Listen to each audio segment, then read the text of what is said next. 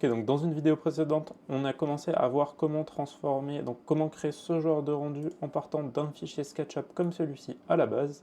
Et donc on est arrivé ici. Donc si vous voulez voir le reste de la vidéo, n'hésitez pas à aller directement sur ma chaîne. Et donc la deuxième partie, ça va être comment gérer directement la luminosité, parce que là on voit que si on active la luminosité, on a quelque chose qui n'est pas forcément très réaliste. Donc pour avoir quelque chose de plus réaliste, déjà on va aller modifier l'ambiance. Donc on va aller dans Propriétés, on va diminuer la lumière dans notre scène, donc on va se mettre à 0,2 et on va appliquer quelques petites modifications. Donc la première chose que l'on va faire, on va aller dans Lumière et on va placer une lumière d'ambiance au plafond. Ensuite on va aller dans les propriétés, là on va augmenter l'atténuation, on va diminuer la luminosité à 20, on va activer les reflets. Donc ensuite, si on fait un rendu déjà comme ceci, on a quelque chose d'un peu plus réaliste.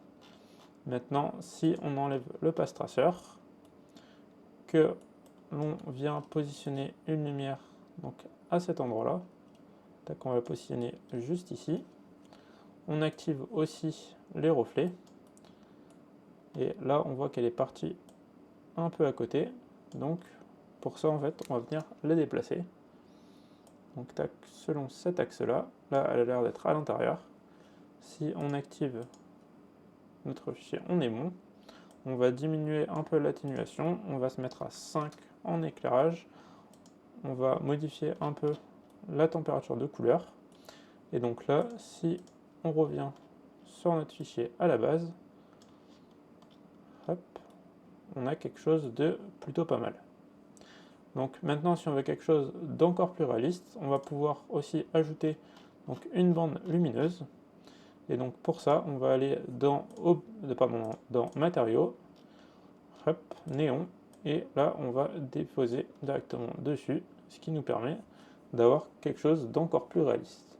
Donc j'espère que cette vidéo vous aura plu, on se retrouve dans une prochaine vidéo.